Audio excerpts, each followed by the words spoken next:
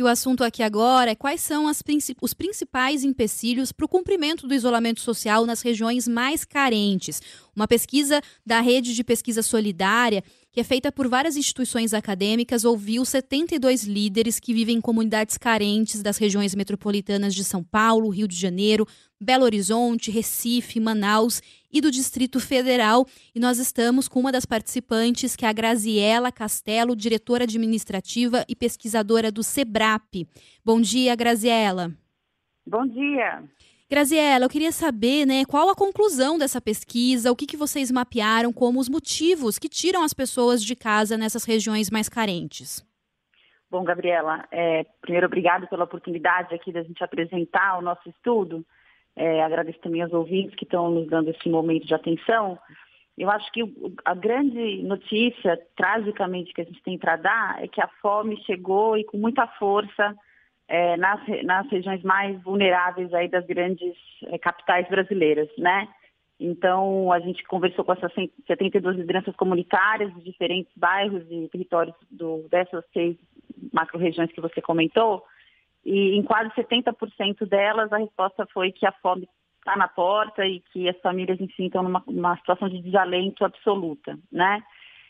Além disso, enfim, a fome um pouco como resultante aí da perda de emprego, da queda de salário. Quando as pessoas não perdem emprego, a redução do salário torna a coisa dramática, num contexto em que as pessoas já vivem basicamente com o mínimo que elas têm disponível, e tem outras consequências adicionais, né? Então, a falta de renda impede, inclusive, o cuidado pessoal. Então, as pessoas não conseguem comprar sabão, não conseguem ter recursos para comprar máscaras, enfim, coisas indispensáveis nesse momento que a gente vive, né?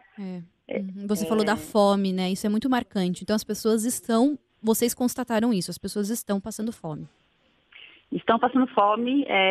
Eu acho que tem um apontamento importante de ser feito. A gente está falando de grandes regiões metropolitanas que têm uma capacidade de abastecimento mais forte do que, em geral, o interior do país e lugares mais longínquos. Então, a gente está falando de lugares em que, em pouco tempo de medidas de isolamento, esse levantamento foi feito entre os dias 5 e 11 de maio, a gente está falando aí um pouco menos de 2 meses depois que se deu início nas políticas de distanciamento, enfim, a pandemia, e as pessoas já estão passando fome, né? As próprias lideranças mencionam, como a gente falou com líderes de associações de bairro, enfim, uma boa parte da prática deles é a distribuição de cesta básica, e isso eles falam também que é super insuficiente, então eles não têm recebido cestas básicas em número necessário para atender a demanda das famílias, o que gera outros complicadores de logística de distribuição e inclusive de conflito entre os próprios vizinhos na busca desses alimentos, né? Enfim, a situação é dramática mesmo. Graziela, você falou que, no caso, a distribuição de cesta básica não é suficiente, então todas essas iniciativas de voluntariado não estão sendo suficientes para atender essas pessoas, inclusive também as ações do governo, como, por exemplo, o auxílio emergencial. Exatamente, o auxílio emergencial foi outro ponto mencionado por essas lideranças como problemas que eles têm tentado gerenciar ao longo desses dias, né, com muita dificuldade, porque em boa parte essa população não tem acesso a tecnologias, não tem acesso a celular, internet, o que dificulta o cadastramento. Eles encontram órgãos públicos fechados, não conseguem providenciar rapidamente documentos que são pedidos para fazerem o seu cadastro. Enfim, tem problemas em toda a parte de implementação e de recebimento do recurso, que agora é crucial para a vida dessas pessoas, né? Enfim, as cestas básicas chegam com doações, uma boa parte até com políticas municipais, enfim, mas era necessário uma atuação mais articulada entre governos, né, empresas privadas, sociedade civil, para que esse recurso chegasse mais rapidamente às famílias.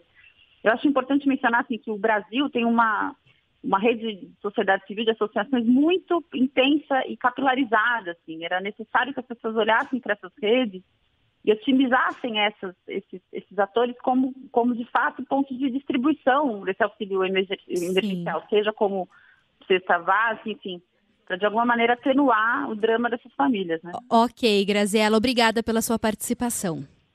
Eu que agradeço.